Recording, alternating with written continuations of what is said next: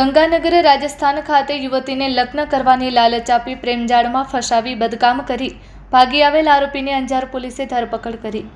Anjar police સ્ટેશનની ટીમે ગંગાનગર રાજસ્થાન ખાતે યુવતીને લગ્નની લાલચ આપી છેતરપિંડી કરનાર આરોપીને ઝડપી પાડ્યો છે।